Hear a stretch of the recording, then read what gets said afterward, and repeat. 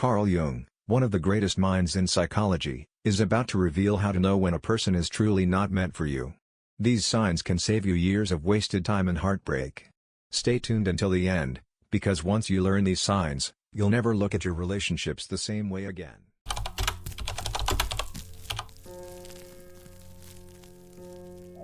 There is a silent language we all speak, but few of us ever learn to truly understand it.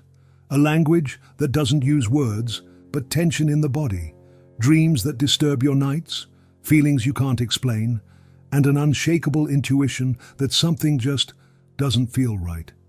And perhaps the most painful aspect of it all is this: we often feel it most clearly in our relationships with others, especially when someone is simply not meant to be in our lives.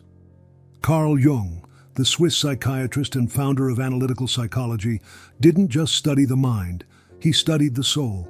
He believed that the unconscious is not only a personal storehouse of forgotten memories, but a vast collective dimension we all share. And from this deeper place, warnings emerge, patterns repeat, and signs show up, subtle, strange, sometimes even terrifying, when something or someone is not aligned with who we are meant to become. You may have felt it before. You meet someone and everything seems perfect on the surface. They say the right things. They smile at the right moments. They fit into your plans, your projections, your ideals. But something inside you doesn't relax. Your chest tightens in their presence. Or maybe your energy begins to fade, slowly, like a candle running out of oxygen. Your dreams become chaotic. You wake up anxious for no reason. You feel like you're losing yourself, but can't explain why. These are not accidents. These are psychological symptoms, and they matter. Jung said, "The shoe that fits one person pinches another. There is no recipe for living that suits all cases." The same applies to people. Just because someone is good, kind, attractive, or even deeply loving doesn't mean they're meant for you. And when they're not, your unconscious mind will find ways to signal it over and over until you listen. One of the first signs appears in your dreams. Jung believed dreams are messages from the unconscious. So when you consistently dream of being trapped, chased, lost, or overwhelmed after spending time with someone, you should pay attention. Your psyche is trying to speak to you. Perhaps you're not safe around this person, not in the literal sense, but in a deeper, psychological one.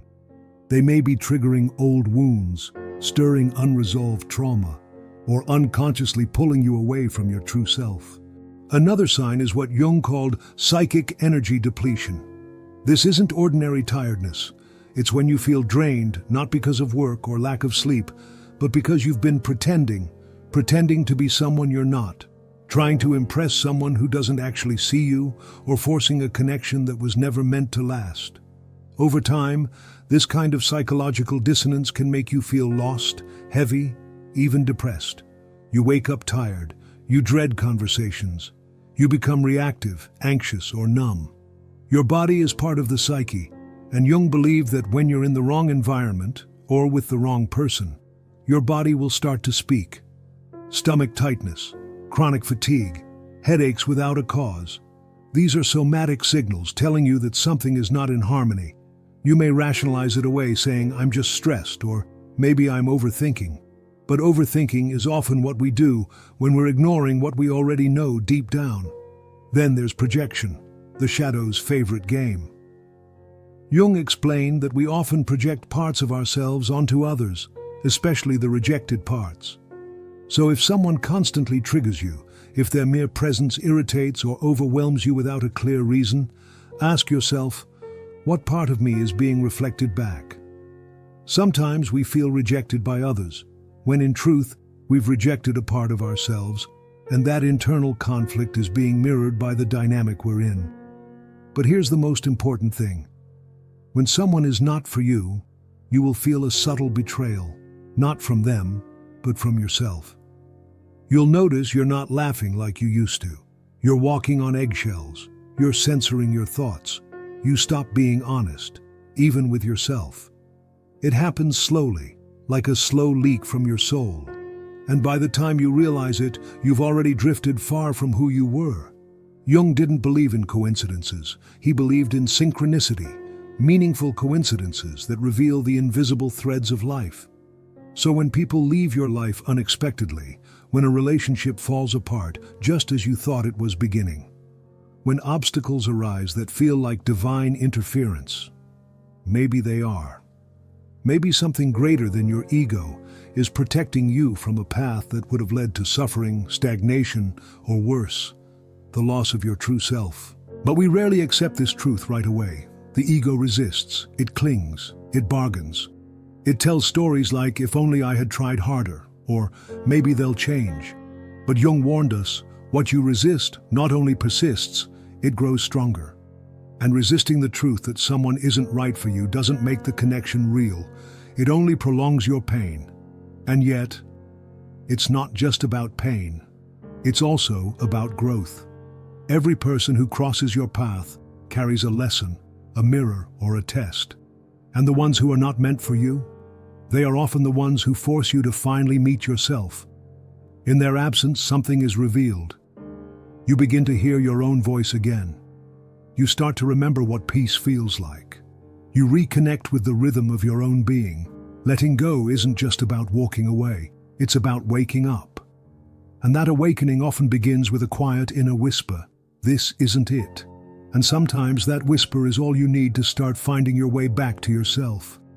Sometimes what hurts the most is not the presence of the wrong person, but the absence of the connection you thought you had. You start to question your own judgment, wonder whether you misread the signs, whether you imagined the closeness. But Jung reminds us that much of what we perceive about others is filtered through our own inner landscape. We don't see people as they are, we see them as we are. And often, when someone is not for us, it's not because they're a villain in our story. It's because the story itself was written from a place of unconscious longing, not truth. There is a pattern many don't recognize until it repeats enough to become painful. The need to complete something unfinished from childhood. Jung wrote extensively about the influence of archetypes, primordial patterns of human experience, and one of the strongest is the wounded child. When we meet someone who echoes a familiar emotional tone, perhaps their silence reminds us of an emotionally distant parent, or their inconsistency mirrors an unstable attachment from our past. We may feel drawn to them, not because of love, but because of an unconscious desire to heal what was never resolved. This is the trap. We confuse familiarity with compatibility, but what feels right isn't always healthy. And sometimes, the clearest sign that someone is not meant for us is that being with them pulls us backward, into old patterns, old wounds, old versions of ourselves we worked so hard to outgrow. Jung believed that life's purpose is individuation, the process of becoming whole. This means integrating the fragmented parts of ourselves, the light and the shadow, the conscious and the unconscious, the rational and the intuitive. So when a relationship consistently pulls you out of balance, when you feel like you're losing your center just to maintain peace, when you find yourself betraying your values to avoid abandonment, something sacred within you is being compromised. The signs aren't always dramatic. Sometimes they show up in the small things, the quiet disinterest in their messages, the way your body stiffens when you see their name, the internal pressure to be more or less than you really are. These are not trivial. These are the breadcrumbs your soul leaves for you to find your way back. Ignore them, and the discomfort intensifies. Listen, and the path begins to clear. Another sign? Time starts to feel distorted.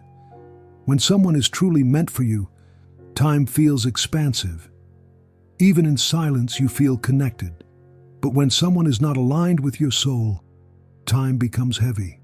You check the clock during conversations. You feel restless. The hours together drain you instead of filling you. Jung might say that your psyche is rejecting the falseness of the connection. It's like wearing a mask that doesn't quite fit. It constantly slips, irritates, suffocates. You may also notice that your creativity dries up. Your passions feel distant. This is significant. Jung viewed creativity as an expression of the unconscious mind. So when you lose touch with your creative flow, while being entangled with someone, it could be a sign that your deeper self is being neglected. You're so focused on managing the relationship, decoding their behavior, adjusting yourself to fit their world, that you abandon the part of you that creates, dreams, imagines. And that is a high price to pay. Even your inner voice, the one that once guided you, may begin to fade. That stillness, that clarity, that knowing you used to have, becomes clouded. You ask others for advice more than usual. You look for signs outside of yourself. You become afraid to trust your own perception. This is not a coincidence. This is what happens when your connection to your inner truth is interrupted, not because someone took it from you, but because unconsciously you gave it away. And why would you do that? Because you wanted the connection to work, because you saw potential, because they reminded you of something beautiful you once felt. But potential is not a promise, and memory is not destiny.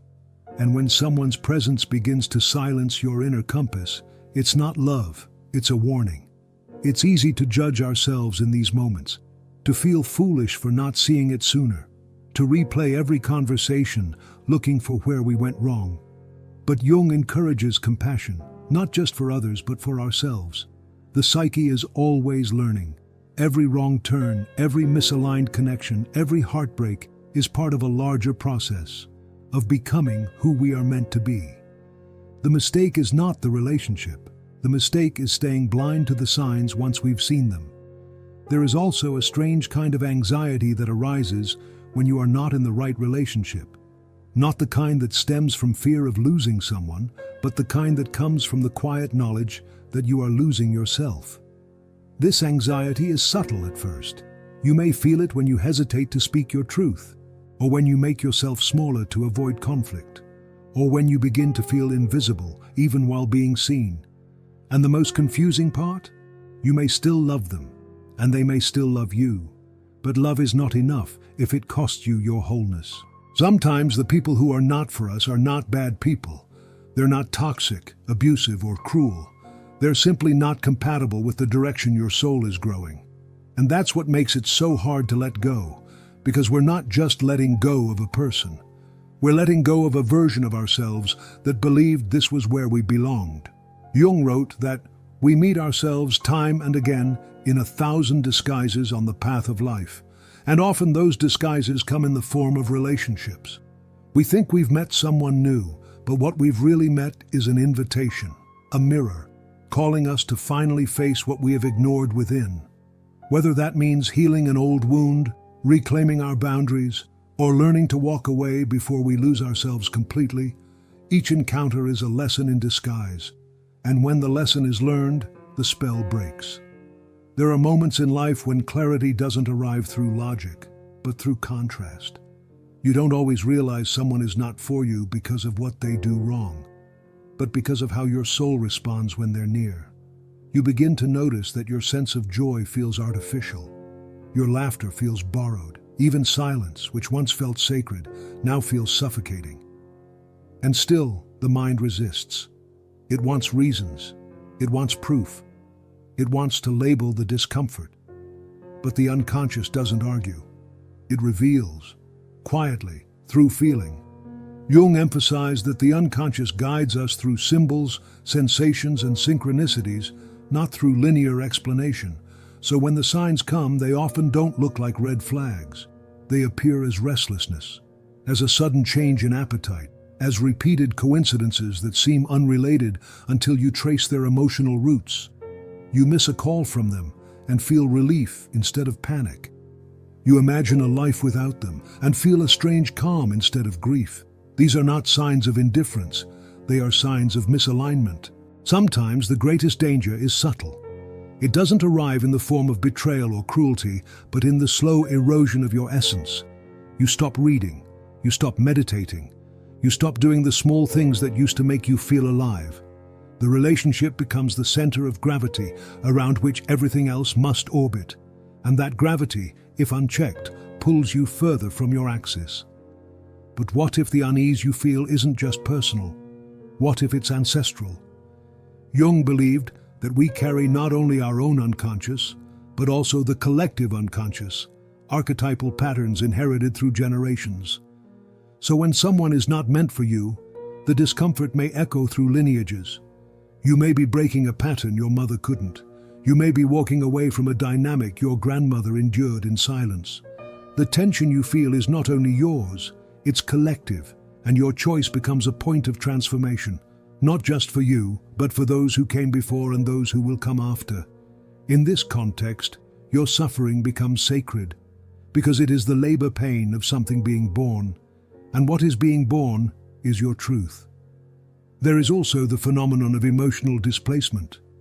You might notice that being with this person triggers reactions that feel disproportionate. You cry more easily. You get defensive without knowing why. Jung would suggest that you're not reacting to the present, but to a resonance, the way their energy touches a buried wound. And that pain is trying to surface so it can finally be integrated. But integration is impossible in a space where you feel emotionally unsafe. Healing requires trust. And if your nervous system is constantly in defense mode, even when they're being kind, something in you already knows. This is not where your healing can happen. Another subtle sign that someone is not meant for you is that your intuition begins to contradict your plans. You make decisions together, you visualize a future, but something doesn't land. The words feel right, but the feeling is off. Jung described this tension as the split between the persona, the mask we wear to function in society, and the true self. When your connection is built on personas, roles, or projections, there will always be a fracture between the life you plan and the life you feel. And that fracture becomes a source of internal anxiety, no matter how perfect things look on paper. You may also experience a kind of symbolic sabotage. Appointments get missed, travel plans fall through, communication gets muddled at the worst moments. These are not just inconveniences. Jung would view them as synchronistic markers, nudging you to pay attention to what the conscious mind is denying. Sometimes, life intervenes not to punish you, but to protect you from a future you don't yet realize would have cost you your authenticity. There is also a loss of rhythm. Relationships have their own cadence, unique to each connection. But when someone is not meant for you, there is no shared rhythm. You always seem slightly out of sync. One of you is always trying to catch up, or slow down, or decode. This dissonance shows up in emotional timing, in intimacy mismatches, even in humor. You laugh at different things. You process emotion at different speeds, and the effort to bridge that gap leaves you exhausted. Not because you're incompatible in a superficial way, but because your energetic frequencies are simply not aligned. And sometimes, the clearest sign of all is this. You start to fantasize about being alone more than being with them. Not because you don't care, but because being alone means being yourself again, and somewhere deep inside, you know that no amount of connection is worth losing that. Jung believed that the soul has its own instincts. He called this the self, the guiding center of the psyche, and the self is always moving toward wholeness, even if it means destroying a connection you once prayed for. This is why some relationships collapse under seemingly small pressures. The self knows. It won't allow you to remain in a space that shrinks your growth, no matter how much your ego begs to stay. And so, you begin to detach, not out of bitterness, but out of reverence for the truth. You stop arguing with what is. You stop rewriting the past. You begin to reclaim your energy from every moment you ignored your gut. And in that act, you return to yourself, not the version molded by fear, but the version rooted in self-respect. This is not weakness, this is individuation. There is a peculiar moment in every misaligned relationship when silence becomes louder than words. Not the comfortable silence of presence, but the heavy, pregnant kind. The kind that carries avoidance, unspoken truths, subtle disconnection. You sit together, yet you feel alone. You speak, but the words feel hollow. This silence isn't accidental. It's the unconscious speaking through absence, communicating what the ego refuses to admit. Something essential is missing. Jung often explored the idea that we are constantly being called, not by noise, but by symbols and feelings that emerge when we are misaligned. That feeling of walking through fog with someone who doesn't see you clearly. It's not random. It's the psyche trying to withdraw its energy. Because when someone is not for you, your inner world starts pulling away before your outer world catches up. The connection may still exist externally, but internally your soul has begun the process of departure. This is why the signs can feel paradoxical. You may feel love and resistance at the same time, longing and suffocation, hope and dread. These aren't contradictions. They are symptoms of a deeper truth trying to break through the illusion of compatibility. Jung warned that our psyche splits when we live in contradiction for too long. The conscious mind builds stories, reasons, justifications, but the unconscious keeps leaking through in your posture, in your tone, in your dreams. You start losing clarity. Your vision for life becomes foggy, not because you're confused, but because your deeper self is trying to interrupt the script. Another sign is emotional echo. You leave conversations feeling like you've been speaking into a canyon. Your words return to you distorted, empty. When someone is not for you, communication stops being generative, it becomes transactional. You speak to be understood, but the deeper parts of you go untouched. This creates an emotional starvation, not because they don't care, but because they can't meet you at the depth you crave. They may love you, but not see you, and that absence of true recognition is more painful than being alone. Sometimes the signs show up in who you become around them. Jung called this the adaptive persona, the mask we wear to survive in environments that don't honor our full truth. You may notice yourself becoming more agreeable, less expressive, or overly rational. You filter yourself, you laugh less authentically. You speak in measured ways to avoid conflict. Over time, this self-editing becomes chronic. You look in the mirror and realize, I don't recognize myself anymore. And yet you stay because the idea of leaving feels like abandoning the dream. But the truth is, staying may mean abandoning yourself. And then, there is the dissonance of destiny. Jung believed in the concept of the teleological pull, the idea that the psyche is always moving toward a future state of wholeness. So when someone is not aligned with that future, life begins to create friction. Opportunities dry up, momentum fades. You feel like you're swimming against the current. It's not that they're holding you back, it's that your soul is outgrowing the narrative you've built around them. You may also notice an increase in internal conflict, not the healthy kind that comes from growth, but the exhausting kind, the kind that leaves you second-guessing every decision. Should I stay? Should I speak up? Should I wait? This mental spinning is often a defense mechanism, distracting you from a more terrifying possibility, that you already know the answer, but knowing would require action, and action would require loss. And so, you hesitate, not because you're unsure, but because you fear what will happen once you act on what you've known all along. Another layer Jung explored is the dynamic between fate and free will. He believed that what we do not make conscious will rule our life and appear as fate.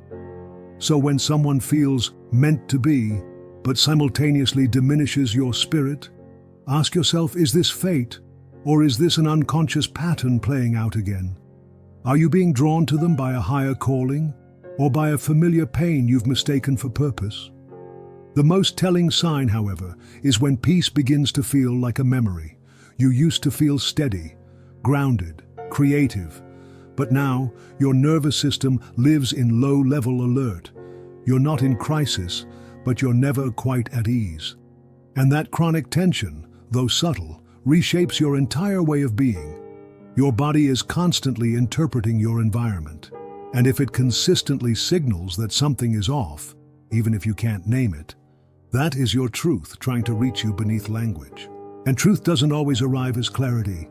Sometimes it shows up as grief, as longing for the self you abandoned to preserve a connection that never saw the real you. But grief can be cleansing.